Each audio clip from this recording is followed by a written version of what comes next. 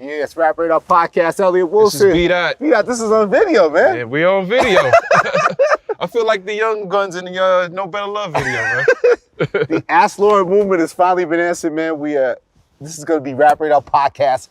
This is a video edition, man. Yes. Special on the Interval Presents YouTube channel. Where are we, B-Dot, man? What are we up to today, man? We are in the great state of Utah talking to the most prolific artist in the game, one of the most streamed artists, NBA Youngboy. Ooh, Youngboy's in there. It's his crib. Here. He invited us. Can you believe it? Can't believe Exclusive conversation, man. Shout out to Billboard. They did that thing, but it's about for him sitting down with the culture and really letting him know the mind state he's into right now. Mm-hmm. And I'm excited, man. You ready to get in there? I'm excited. I've never been to Utah, man. I never met Youngboy, so this is going to be an exciting experience. I'm excited. It's cold, man. It's cold. You know, it's Youngboy. Don't get scared, B-Dot. Youngboy has a lot of fans, man. They're going to be watching this, man. We got to do a good job, right? All right, well, it's cold out here. Let's go heat up inside, man. Let's do it. Let's get into it, man. Rap Radar Podcast, yeah. Hey, man, we in Utah for the man himself, man. Youngboy. How you doing, sir? I'm cool. Thank you for having us, man.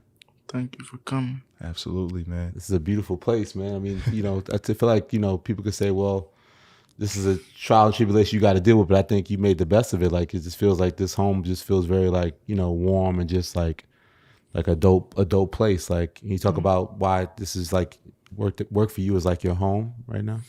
It's just peaceful. Not too many people. Ain't too much to really get off into. That's a hell of a view right there, too, right there. It's a long way from Avenue J apartments, right? For sure, for sure. Word. You said in Billboard, like, just being out here is like the best thing that ever happened to you, right?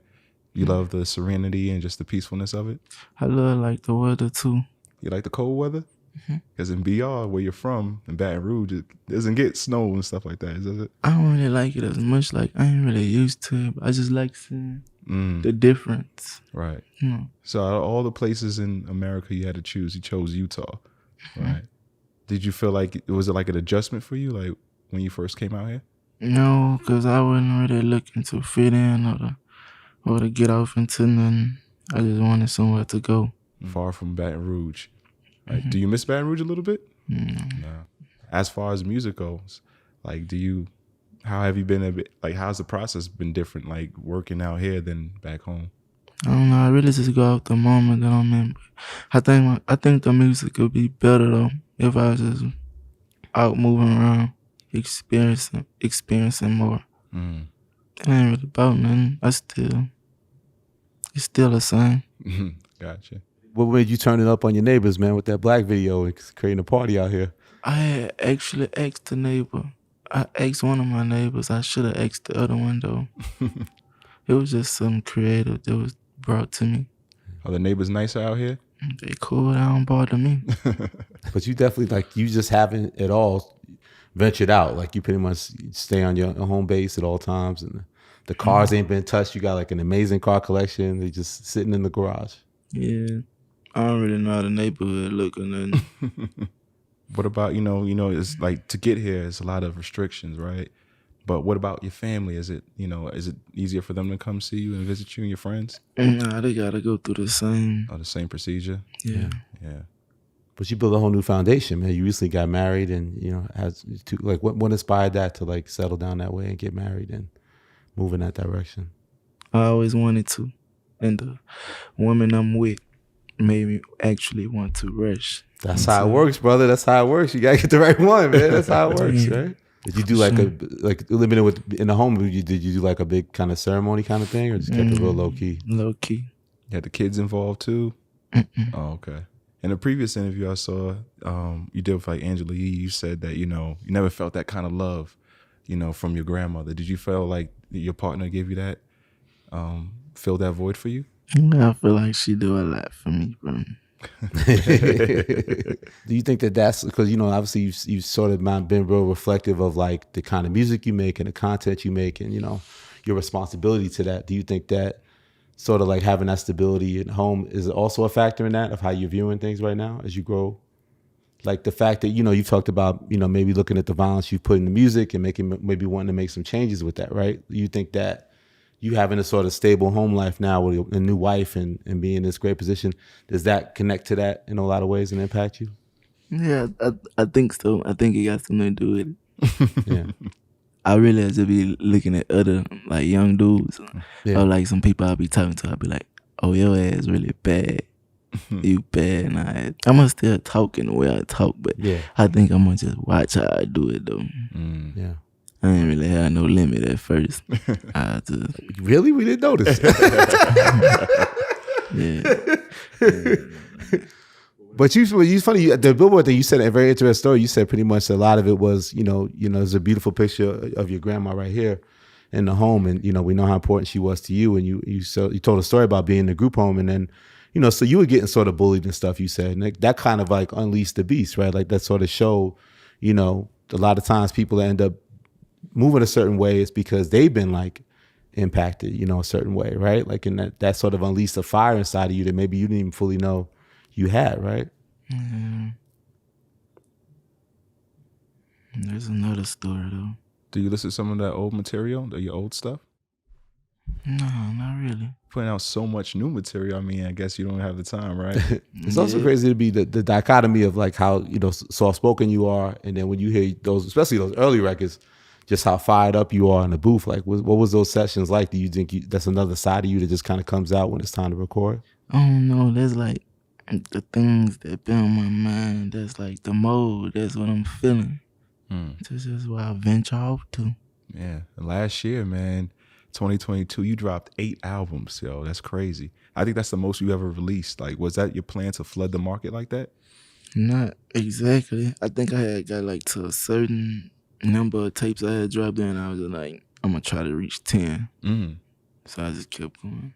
What was your mind state with that run? You left Atlantic Records, but you went on a crazy run with them for a long time, and it seemed like, people were saying, well, you only obligated to do a certain amount of albums, but you over delivered, right? You gave them so many projects. Like, can you talk about your mind state with that? That's just me though. That's like just my work ethic.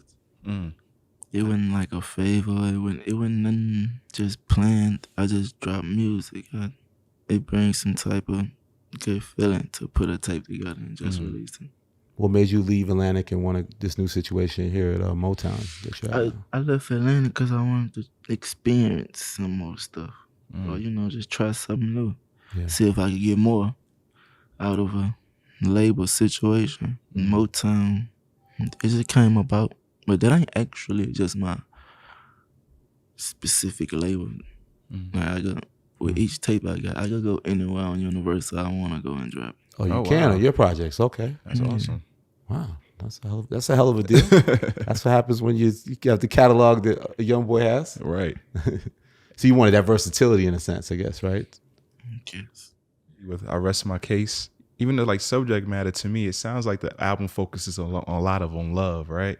And then you got like these skits sandwiched in between, like top girls, top haters, the Love YB skit. Do you feel like those are real conversations people have when it comes to you and your music? I think so.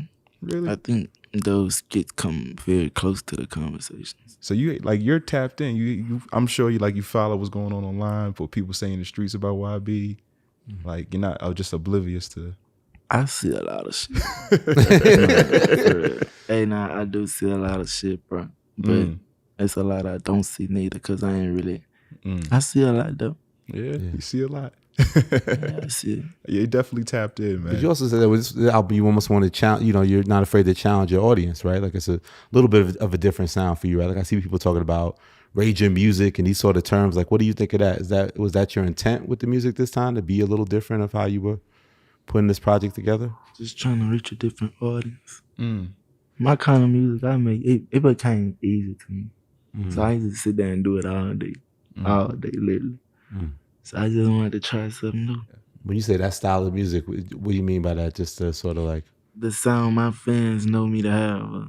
So, but you're not afraid to experiment, like on Rest My Case, because there's a lot of different sounds. Like it's just a different departure from what people are used to. And you also challenge the aesthetic, like people saying, well, was it face painting or painting your nails and doing these different sort of style things? Like, what's inspired that to do those different things too? The nails came after the face. I was just playing with my face, and I actually liked it a little. You should try it. I'm saying, I gotta check with the wife, but if she's with it. Yeah. But that's the thing too. Like you said, you and your wife, that you're into that sort of the style of it and doing it together and dressing a certain way at times, right? It's not just you yourself, but also in the relationship. Right? She be having fun with me. You know, it's funny. Like when I was listening to My I Got a Family, you know, you had that one track, Cantrell Talk, and you said like you think the rap game is slowly fading away because of fans' expectations, right? Do you still feel that way? I think people expect too much out this shit. All entertainment, right? At the end of the day, Right. you know, some people get caught up inside of it and actually get themselves fucked up. But it's all entertainment at the end of the day. And it's like, you know, they'll have their favorite rapper, and this person fuck around and do something like just show a flaw that he have, or like, oh, he fake. So they go to the next rapper. Then they see the next rapper, this man human too. This nigga got some type of flaw too. So then they go to the next one. That shit gonna get old. You know, the whole thing gonna get phony to me. Do you feel like fans don't have that loyalty to the artist like how they used to back in the day? I try not to really get into it because I know how fast it'll change on you. You know, like you got your supporters, but like they'll flip on you quick. Like you do that one wrong thing and get that bad comment from them too. Right. Yeah. But your fans are sticking by you, man. Like, and according to Illuminate in 2022, you're the third most streamed artist in the United States, right behind like Drake and Taylor Swift, man. Like, what do you credit to your success? So much more to be done. I don't know how to explain it.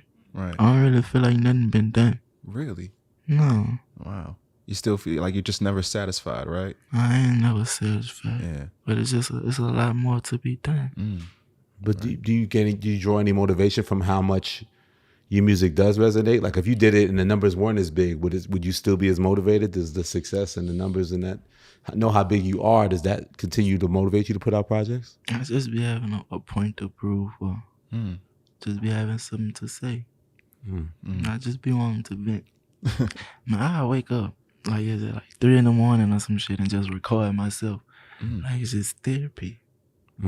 Still to this day, it's the same way. Yeah, it's therapy. Just something I do. Wow.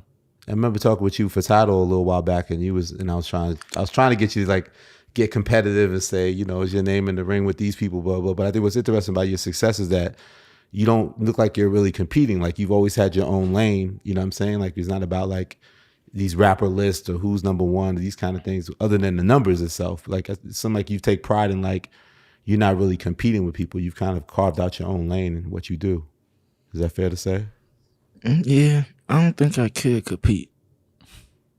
I think I'd lose. Really? I don't know how to play the game. I just go. Yeah. Like I ain't never really been like had no type of structure or nothing. I just go.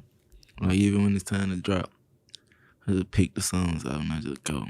I don't know, man. The numbers and the stats say Yeah. you're I'm hanging saying, with but the peers. do you want that accolade to like of what you said? Like you obviously know you've influenced the whole generation and influenced so many other rappers. Like, you know, you'll hear big names like a Drake, a Cole, a Kendrick from another generation. Like, you know, for your generation, do you want your name to be said like, oh, I got that from Youngboy, or Youngboy was what I was always bumping and what I was listening to. That's what inspired me. I just want to be paid. I don't know, but I think this whole music thing, like every aspect of it, like it's all ignorance. I just want to be paid. Yeah, like, I don't care about all the extra shit. That's how you judge success. It's just with the monetary, with the money. The I business. just want to be business. paid. Yeah. And stay out the way. Right. How have you gotten those steps? Like, I guess moving from Atlantic to Motown and where you're at now, like, what do you think are some of the key things you've done that sort of like put your business in a better place, that you feel more comfortable, like you feel like you're getting your value out here in terms of what you create?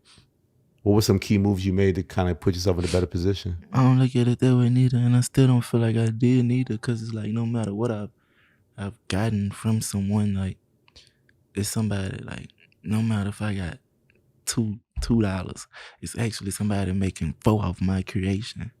So until I get the business down packed, like to where I go, like I done built my own team, like I don't need no label, like like this whole system is what I built, and this is all I need to get everything I want from out of it. I'll be cool, but I don't feel like I did nothing no different. So it's your battle to get like more ownership, like get your masters and get your situation like that? I want every dime. That's B-Dot's motto. Word. That's what's up, I bro. would say I want every dime that my creation bring. Yeah. Yeah. Like, I want every dime. I remember that freestyle you did over the story of OJ, And you said you had a percentage in United Masters. Yeah, yeah, Oh, so you had like conversations with Steve Stout and. yeah. I talked to him before. Oh, okay. I actually don't even understand what's going on with that business right now. I need to check on it. One more thing to look after. To make sure, right? Checks and balances. Yeah. You know, Youngboy, we've been through like the blog era. We've been through like the SoundCloud era. And, like, you're like the king of YouTube, right? So, like, when did you realize, like, that platform was, like, the best place for you to get your music out? I think I just realized that recently.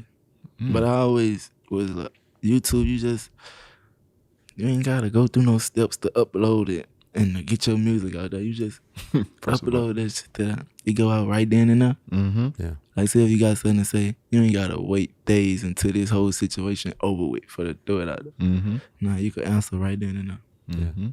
And less clearances too, like samples and. Yeah, YouTube just quicker. It seems like you're not the type of person to hold any music back. Like, is that driving the label crazy? I do got a lot of music I don't drop though. Oh, okay. I do drop a lot of music too. I don't really know how the business side of that be going. Mm-hmm. They don't really come at me with it. On the business side too, man, a lot of these artists, make their bread and butter on the road. But, being that you here, you haven't really been hitting the stage, in a while. Like, do you miss that element of the game, is performing, touring? It'll be fun to do, but I ain't fucked up about it. Do you remember the last show you did? I was in Florida somewhere, if I ain't mistaken. Like, how do you even approach a set list? Because you have so many records. Like, it's like you're not, and also that you're not defined by like one record. Some artists is like, oh, just play that one record we know, that's their hit. Like, do you pride yourself on that you're not known just for like one record? Like, you just. I just go off the previous songs I released though. Just ask somebody around me. And just let it be.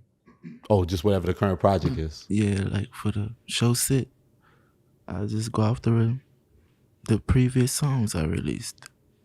Or what I know they gonna want to hear for sure. What are some of those? Like, what's like 3 essential, from your humble opinion, what's 3 essential songs from your catalog that like are kind of everlasting to your fans that they'd want to hear if they saw you live? Valuable Pain, Outside Today, or some shit like that. Slime Belief. 38 Baby. Well, that was my next question. What's your top 3 projects? What's your top 3 projects you think you put out? I think 38 Baby too. Top. And Mine Got a Family. Oh, there you go. DJ Drama. Yeah, you went with Drama. What made you go to do the Drama Gangsta Grills thing with that, man? What made you reach out? Oh, no, you just used to Drama voice coming across a lot of tapes like as a kid or some shit. Or like shit that's like just drilled inside your mind. Right. You get a host for it. You ask me who, I'm a Drama. Growing up, you say your mom was always inspiration. She used to rap as well. You had her on 38 Baby Part 2. What other rappers did you look up to growing up or listen to when you was a kid? Like just local artists. Okay. From Baton Rouge. All right. If I ain't mistaken. Speaking on a parental front, though, I know your dad, he's locked up right now. And he has a song dedicated, Hey Pops, on I Rest My Case. Did you play that for him, or does he know about that? Or I don't know if he know about it. I ain't play it for him. Oh, you didn't play it for him? What inspired you to make that song? Going off comments. Just wondering what he think about all this shit. Yeah. Like shit that other people have something to say about. Like what he think about it. Then it just went to the studio from there. I like how you opened that record. You said like, "Hey Pop, you proud of me?" You feel like he might be proud of you at this point? Yeah, I think he proud. I don't think he got nothing against none of this shit. I think he proud. I was really proud of that moment that you did on Tyler the Creator's album as well, man. You shocked a lot of people with that collaboration. For sure. What you think shocked them about it? I didn't think people were expecting that you could get busy like that. I think they just saw you in one lane, and then we heard you on Tyler's album. It was like, whoa, okay, NBA. And, Tyler, they fuck with each other. And it was definitely a hit.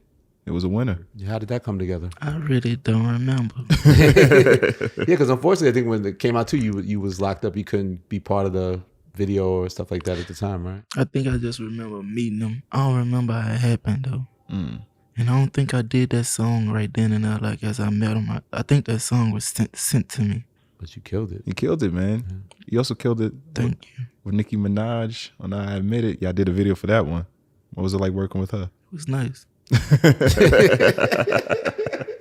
He got a couple of those. Word. He got a couple of those with Nick. Yeah. Couple of joints. That's the thing. You don't mess a lot of rappers, but when you do the collaborations, I was talking about that with you before. You have a lot of dope features like the Migos Needed joint. Yeah. You and Future with the Trillionaire joint. Like a lot of times, like you're very selective, right? Like you don't play nice with a lot of rappers. Like you very selective of who you work with. But it seemed like when you decide to do it, the results are there. You get to getting funny and tricky when you get to working with artists or trying to work with them. Mm-hmm. Yeah, then you get to getting weird. Do you like vet who you want to work with? Because I'm sure you get asked all the time, right? As far as like to do a song? Yeah. Yeah, but you can't. Man, you can't pay me $1 million to do no song. Like, it don't work like that. You got to actually feel the artist and get to know the person, right? Yeah, it's like sometimes I just be want to have a conversation first. Just to see like what type of mind you got.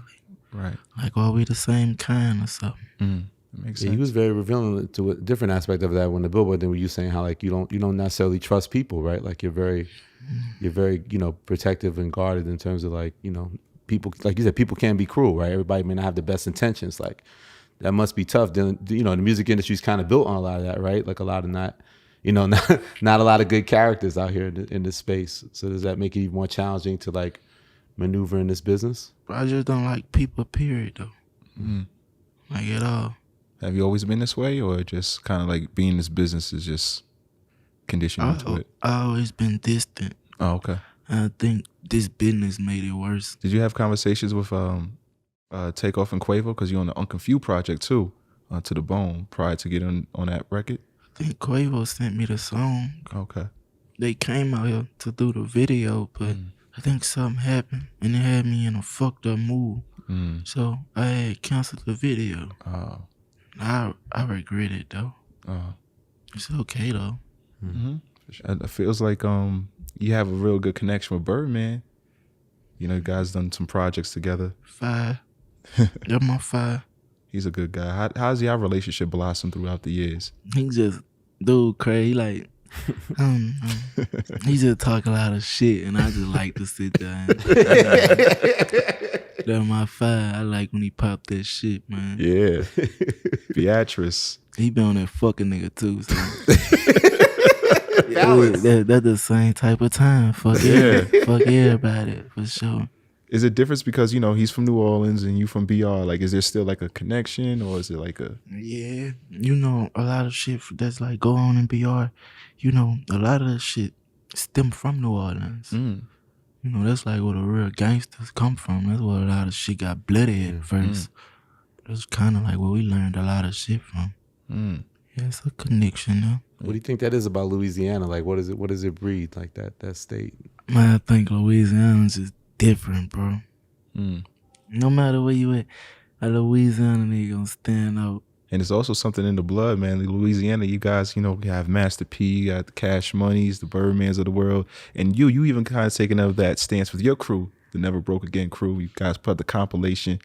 Talk about those guys and what makes them so dope. Shit, what makes them dope? They my brothers. Like, say one of them send me a song and I'm listening, that bitch actually pressure. Yeah. I was like, that's really my brother rapping. Bitch. Like, I don't think a lot of them want to rap. I think it's just something that the group into right now, and that a select few feel like they can make it. I think it's just something fun right now that everybody getting into. Right. And it's free money. Right. That's what podcasting should be, Yeah. God damn it. I stay telling people like, Yeah. man, you know how fast these people will give you like just $1 million or $200,000 just to sign you. Like, man, they giving anybody a deal today. Any and everybody rap. So it's just free money. Has your relationship with money changed? What you mean? Like, I remember one of the songs you talked about how like you spent $10 million on taxes. That's like not being educated. Not knowing what the fuck going on and not spending my money right. And just having to double back and pay. Another record, you say you had like 25 million before the deal and you came back and I'm fine. playing with a lot of big numbers, young boy. I don't really have nothing to spend money on. So I don't really spend money like that. I don't really have nothing I want, I don't know. My mindset, I just be want to make money so my wife could buy anything she want. Happy wife, happy life. Yeah, I had my fun. He's still young though, you know. He's only No, 23. but B, you saw he got a financial advisor now. Yes. She don't look like she messing around with the Youngboy's situation, right? I think she be on top of it. Yeah. So does she make you like do like investments and stocks and these kind of things, or? Yeah, she be having me off into a lot of this shit. Whatever it's supposed to be. Kind of follow her lead with a lot of that stuff, or trust her judgment? Me not trust nobody. Does Birdman give you like pointers too? You know, when it comes to financial literacy and things like that? We don't really talk about money. Birdman doesn't talk about money. Nah, like we be talking about like some shit that we like thinking about putting off, but as far as like just money, like we don't sit there talking about money. Oh, okay. I heard that you guys are working on a movie too, Baller Blocking, Part 2.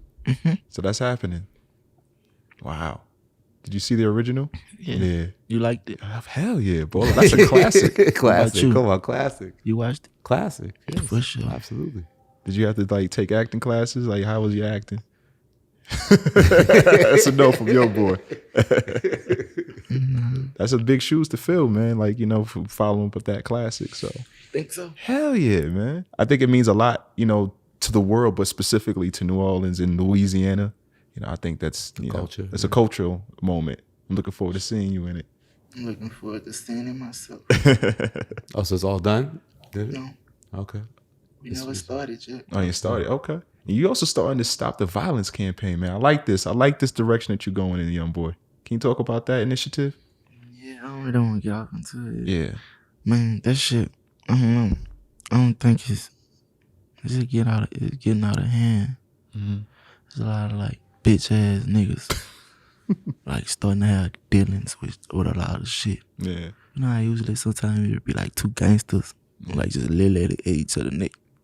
And I like they got like real like bitches that's provoking and like just manipulating people. Like and I don't like it. I ain't cool with it. Right. Man, they got like just some bitch ass shit going on today, bro. That shit bullshit, bro. You just ain't feeling it. Yeah, just hey, stop the violence, man. Right. If you do something, just make sure it got a very good meaning, like the right reason behind. Do something with intention. Yeah. Yeah. It seems like people just want to do things for clout, as they say. They got babies killing babies, man. That shit. Yeah. But they got niggas that's 16 to walk up on you and switch you down. Yeah. That shit backwards. Yeah.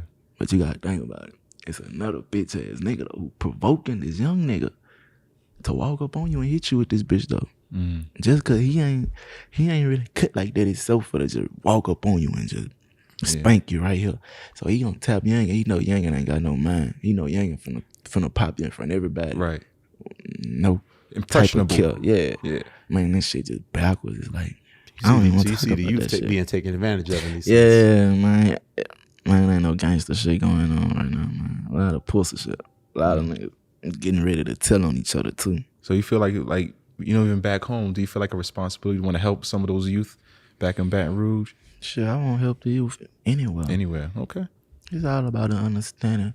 I think like with a lot of the youth, once you like just actually see or just get that belief of knowing where you actually can go or just come in contact with and have, like, I think that's when you just try to see everything clear. When did you realize that you started to have this impact on like the youth culture? Was there a moment specifically? That shit just come from somebody saying, oh, they'll listen to you if you say this. Right. Like, it ain't nothing bad to say, so I see it. I hope they'll listen to me. Yeah. And like you said, it isn't like you trying to clean every single lyric. Like you're doing the best you can. But, you know, but more intentional in terms of like, you know, I guess more like gun violence and things like that. That type of talk, unless it's warranted in a sense, right? Yeah. That conversation with Billboard, you say you're not going back to who you used to be. Who was that? Who was that person? I can say a lot about that person. It just ain't the right person. Not the right person to be. It ain't smart. I don't know. It's like with everything like you just accomplished or like just been given, like you'll be a damn fool if you stay the same, like. Right. Yeah. Then like if I have to like get off house arrest and like to go back to the north side or something, like post the video, I got a big ass gun on me or something. I did all this to make it from this bitch. I told the guns and did all this shit to make it from right here. Just to come back with all this money and do the same thing. Right? That's hustling backwards. That's right. Yeah. You definitely got your head straightened on right, man. Because a lot of people, you know, they go back to this environment where it's like you said, hustling backwards. It doesn't make sense. Yeah. I think I heard the next album is Don't Try This at Home. Is that true? Don't Try This at Home? Don't try this at home. Okay. Oh, I'm gonna talk crazy on them. He's back. Yeah, say murder, man. I'm gonna talk crazy on that. But I'm letting you know though, don't try this at home. Don't try this. Oh, it's a cautionary. Yeah, it's all entertainment, bro.